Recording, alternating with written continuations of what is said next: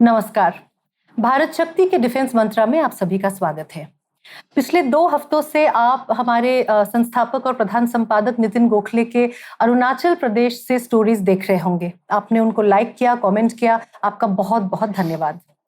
आज हम बात करेंगे इंडिया और चाइना के बॉर्डर टॉक्स के बारे में और इनका जो ब्रेकडाउन हुआ है वो क्यों हुआ है, कौन जिम्मेदार है और इंडिया का इस वक्त रवैया क्या है। चलिए नितिन गोखले से पूछते हैं।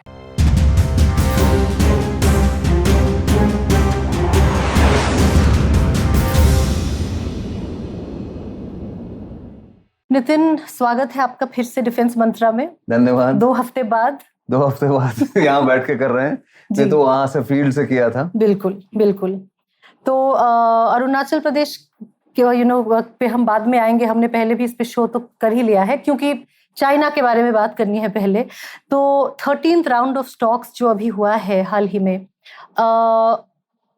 इनका ब्रेकडाउन ही हो चुका है एक तरह से। तो एग्जैक्टली क्या हुआ, क्यों चाइना अड़ा रहा डिसएंगेजमेंट के मुद्दे पे, और इसके बारे में थोड़ा सा पहले समझा दीजिए। देखिए, ये 13वीं राउंड जो बातचीत की थी वो 10 अक्टूबर को वहाँ हुई, चीन के सीमा के उस पार, मतलब LAC के उस पार, चीन के हद में।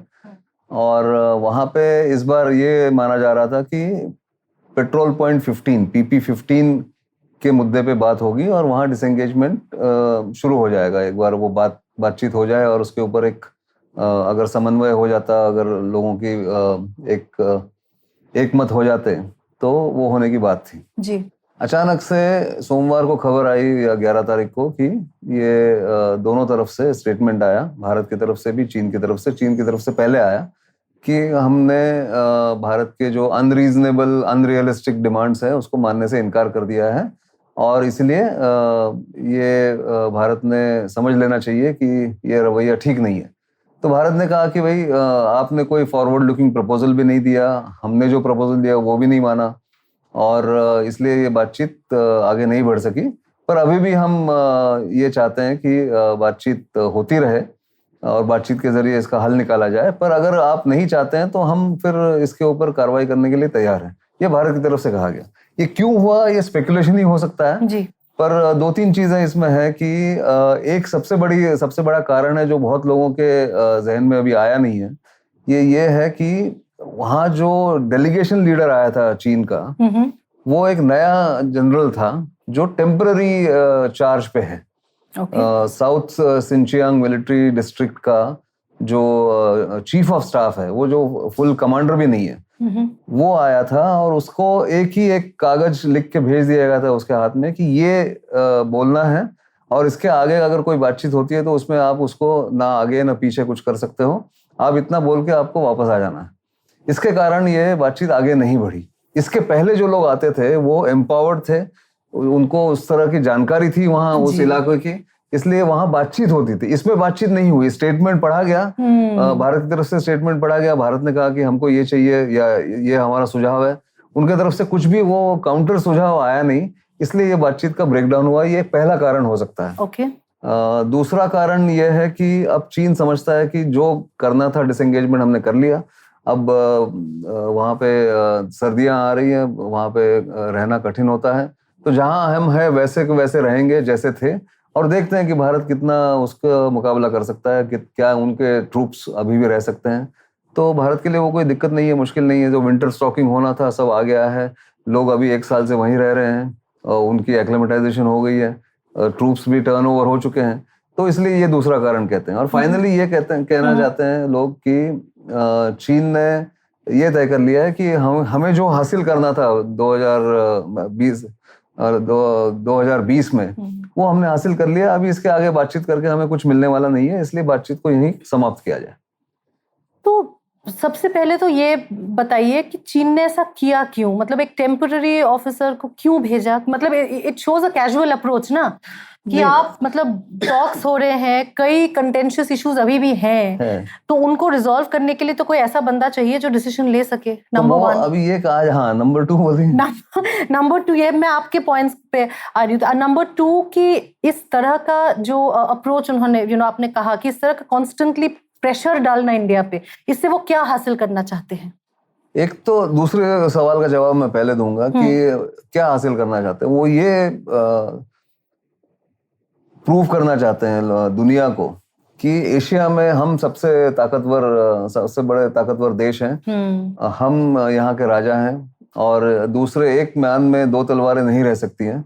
तो इसलिए भारत को अपमानित करना या पीछे हटना होगा, ये उसका मेन ऑब्जेक्टिव है। तो वो कहता है कि हमने कर लिया पिछली बार जो करना था, हम आपके उसमें घुस गए, वहां से कुछ जगह पर हमने वापसी कर ली, कुछ जगहों पर हम बैठ गए, अब जो करना है कर लो। ये रवैया हो सकता है। राइट। पहली बात, जो अच्छा आदमी या जो जानकार आदमी या जनरल हो, उसको क्यों नहीं भेजा? कि उनके पास अभी अवेलेबल नहीं है। जो अभी पिछले 6 महीने में इन्होंने 3 बार वेस्टर्न थिएटर कमांड का कमांडर चेंज किया। कोई एक तो गुजर गया इल हेल्थ के कारण वहां पे हाई ऑल्टीट्यूड में, दूसरा कहीं और जाना था, वो राइजिंग स्टार था इसलिए उसको ताइवान के सीमा की तरफ ले गए, और तीसरा क्यों बदला गया अभी तक किसी को पता नहीं है। तो उनके अंडर में जो काम करते हैं लोग, जो यहाँ के जानकार हैं, जो यहाँ पे सर्व कर चुके हैं उनके तिब्बत इलाके में या शिनचियांग में, वो अभी उनके पास अभी कोई अवेलेबल नहीं था या उसका प्रमोशन नहीं हुआ, इसलिए उसको नहीं भेजा। पर जो बातचीत हुई है और जो लोग बातचीत करते हैं हमारे तरफ से, MEA वाले या आर्मी वाले, वो ये कह रहे हैं कि वो फिर से बातचीत के लिए आगे बढ़ेंगे, आगे आएंगे और फिर एक सुझाव देंगे या ऑफर करेंगे। जब उनके पास वो जानकार आदमी आ जाए आने वाले 2-3 महीनों में, तब आएंगे, फिर से बातचीत शुरू होगी, ऐसा एक मानना है जानकारों का। इस स्टॉक को ही पोस्टपोन कर सकते थे, पर वो फिर उनकी इज्जत की बात है, क्योंकि उन्होंने इनवाइट किया था उनके तरफ। ये एक ऑल्टरनेट होता है, एक बार हम उस तरफ जाते हैं और वो हमारे तरफ आते हैं। तो हमारे दर्शकों ने ये जान लेना चाहिए कि हमारी सबसे बड़ी समस्या जो है वो चीन ही रहेगा आने वाले 20-25 सालों में, और उसका जो एक अंग है वो होगा पाकिस्तानी चैलेंज जो है हमारा, या पाकिस्तानी प्रॉब्लम। मतलब अंग्रेजी में उसको कहते हैं कि Pakistan is the subset of the China problem, क्योंकि उनके पास नेक्सस है दोनों का। वो दोनों भारत के दुश्मन हैं और वो दोनों एक साथ मिलकर भारत की तरफ एक आंख उठाकर देखते हैं, आंख दिखाना चाहते हैं भारत को।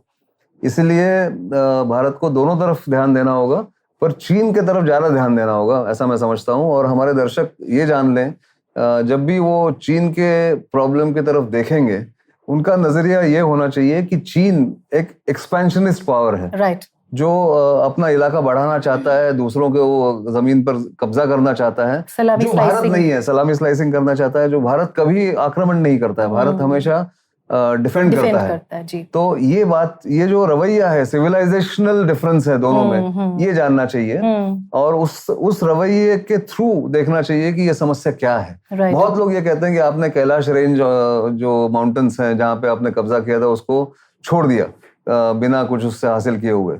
मैं ये बार बार कहता हूँ कि वो जो कैलाश रेंज में जो हमने कब्जा किया था, उसमें से जो हमने हासिल किया वो था फिंगर एरिया में जो डी एस्केलेशन डिसएंगेजमेंट हुआ, वो हमने उसके जरिए हासिल किया।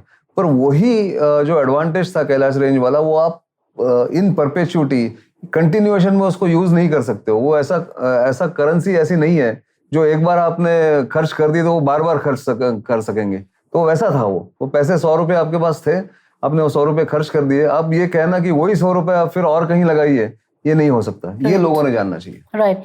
अभी दर्शकों के लिए ये भी एक बार और बता दीजिए कि इस वक्त जो है कंटेंशियस पॉइंट्स कौन कौन से हैं, और क्या ये प्री मई 2020 के प्रॉब्लम्स हैं या नए प्रॉब्लम्स हैं? हाँ, तो उसमें अभी जैसे अगर ये पेट्रोल पॉइंट 15 हो जाता, उसकी समस्या अगर हल हो जाती, तो फिर आपके पास रहते 2 समस्याएं। एक तो डेमचोक एरिया में चारदिंग निलुंग नाला करके एक जगह है, CNN जंक्शन जिसको कहते हैं, जो साउथ में है, साउथ ईस्टर्न लद्दाख के साउथ में है। और डेप्सांग प्लेन्स ईस्टर्न लद्दाख में नॉर्थ की तरफ है, DBO के पास है। वहां पे ये जो समस्याएं हैं भारत और चीन के बीच में, ये 2013 की शुरुआत की हुई समस्या है। तो मई 2020 का ये वो प्रॉब्लम नहीं है। तो ये बाद में टेकअप करने की बात थी, ये खत्म होने के बाद। तो ये PP15 जो है वो अगर अभी और एक राउंड होता है, उसमें अगर समस्या हल होती है तो वो होगा, नहीं तो फिर भारत के सैनिक वहां डटे रहेंगे, बैठे रहेंगे, उनके सैनिक वहां बैठे रहेंगे। अगर वो सोचते हैं कि हम खर्चा नहीं कर पाएंगे या हम नहीं रह पाएंगे, भारत के सैनिक या भारतीय सेना वहां नहीं रह पाएगी, तो उनकी गलतफहमी है। और हमें भी पता है कि उनका भी खर्चा हो रहा है, हमारा भी खर्चा हो रहा है। अब वो करना चाहते हैं तो पिछला एक ऐसा उदाहरण है हमारे पास, जो 1986 से लेकर 1993 तक सुंदरमचू का जी। जो प्रॉब्लम था वो वहाँ हुआ था अरुणाचल में 7 साल कम से कम वो चला था, समस्या वो चली थी। उस पे एक एपिसोड भी हमने किया था। है जी। तो नितिन, अभी आप जो अरुणाचल गए थे और उसके पहले आप लद्दाख भी होकर आए हैं, तो आपने खुद अपनी आंखों से देखा है कि इंडिया का जो प्रिपेयर्डनेस है वो काफी हद तक बढ़ गया है। मतलब इंडियन आर्मी इस प्रॉब्लम को बहुत गंभीरता से ले रही है और उसके लिए तैयारियां भी कर रही है। ब्रीफली थोड़ा सा बता दीजिए इसके बारे में, ताकि तो जो बाकी सबने देखा ही है प्रोग्राम जो हमने अरुणाचल के बारे में किया था वो किया था। मैं ये कहता हूँ, एक ही मैं कमेंट करना चाहता हूँ ब्रीफली, कि चीन ने जो आक्रमण किया पिछले साल मई 2020 में जी, उसके कारण एक जो चीज हुई, उसका जो फॉल आउट हुआ वो ये है कि जो भारत 5 या 6 साल में जो डेवलपमेंट करता इंफ्रास्ट्रक्चर का या अपनी ताकत बढ़ाने का, वो भारत को अभी उस पर कंपल्शन हो गया कि 2 साल में उसको खत्म करे, जल्दी करे, क्योंकि कभी भी चीन आक्रमण कर सकता है या आगे बढ़ सकता है। तो मैं समझता हूँ वो उसकी बहुत बड़ी चूक थी चीन की। जो 5-6 साल में होता, आराम से होता, वो अब उसने भारत को कंपेल कर दिया, ट्रिगर हो गया कि हम इसको अभी करना पड़ेगा, और वो हो गया। अरुणाचल में मैं देख के आया हूँ, उससे पहले लद्दाख में देख के आया हूँ। तो अब चीन शायद पछता रहा होगा कि हमने ये क्यों किया। टैक्टिकल एक भूल करके स्ट्रेटेजिकली उसने इंडिया को एडवांटेज दे दिया। और आपके हिसाब से इंटरनेशनल कम्युनिटी इस पूरी चीज को कैसे देख रही है? मेरा आखिरी सवाल आज का। आखिरी सवाल और आखिरी जवाब भी ये होगा कि इंटरनेशनल कम्युनिटी बहुत गौर से देख रही है कि भारत जैसा देश कैसे डट के रह रहा है, चीन के सामने खड़ा है, और इसमें एग्रेसर कौन है, इसमें आक्रमण किसने किया, कौन किसकी गलती है, ये दुनिया को पता है। और इसीलिए चीन मेरे ख्याल से ये झेल नहीं पा रहा है कि भारत को इसके ऊपर बहुत सपोर्ट है। लोग शायद मदद करने नहीं आएंगे ग्राउंड पे, पर ये सिंपैथी है और सबको पता है कि भारत ही अकेला ऐसा देश है जो डट के खड़ा है। साउथ चाइना सी में उनके सामने कोई नहीं खड़ा रह पाया, ईस्ट चाइना सी में कोई नहीं रह पाया। वो छोटे छोटे देशों को या तो निगल गए या फिर कब्जा कर लिया पैसे के जरिए, डेट ट्रैप में। पर भारत ही ऐसा एक देश है जो अभी पिछले 6-7 सालों में 2014 से लेकर अभी तक 3 ऐसी घटनाएं हुई। चुमूर में हुआ 2014 में, 2017 में डोकलम में हुआ या डोलम में हुआ, और लद्दाख में हुआ। अब अरुणाचल में उस दिन तवांग में उनके सैनिकों को रोक लिया गया, और अब वो इसीलिए शायद बौखला गए। वो भी एक कारण मैं बताना भूल गया कि उनके 200 सैनिकों को 5-6 घंटे रोक लिया गया था, अरेस्ट कर लिया गया था या डिटेन कर लिया गया था। ये भी एक कारण हो सकता है। तो चीन इसमें लूजर जो है सबसे बड़ा, वो चीन है, ना ही भारत। भारत को ये पहले सरप्राइज हो गए या फिर चौकन्ने नहीं थे, ये सब कुछ कह सकते हो। और उसके बाद जो रिस्पॉन्स हुआ भारत का, उसके ऊपर सभी की नजरें हैं, दुनिया की नजरें हैं, और दुनिया जानती है कि सिर्फ भारत ही अकेला डट के खड़ा है। जी, तो टॉक्स में ब्रेकडाउन जरूर हुआ है, लेकिन अल्टीमेटली शायद चाइना ने एक स्ट्रेटेजिक गलती की है इस राउंड में। और पिछले कुछ महीनों में 17-18 महीने में चाइना का जो रवैया रहा है, लेकिन आगे हमें यही देखना होगा कि चाइना अगले टॉक में क्या करेगा, डिसएंगेजमेंट को लेकर वो किस तरह आगे बढ़ेगा। जी जी जी, बिल्कुल बिल्कुल। डिफेंस मंत्रा में आज के लिए इतना ही। आप सबको हमारा सोशल मीडिया हैंडल्स मालूम है, आप खुद तो देखते ही होंगे, लेकिन अपने जो फ्रेंड्स हैं जो इस टॉपिक पे इंटरेस्टेड है उनको प्लीज बताइए। हमारे यूट्यूब चैनल पे जाएं, सब्सक्राइब कीजिए, लाइक कीजिए, और प्लीज हमें फीडबैक और कमेंट्स भेजते रहिए। हमें इंतजार रहता है और हम उनको बहुत सीरियसली भी लेते हैं। और अगर किसी पर्टिकुलर टॉपिक पे आपको जानना है तो प्लीज हमें बताइएगा। ये शो देखने के लिए बहुत बहुत धन्यवाद। मिलते हैं अगले हफ्ते। नमस्कार।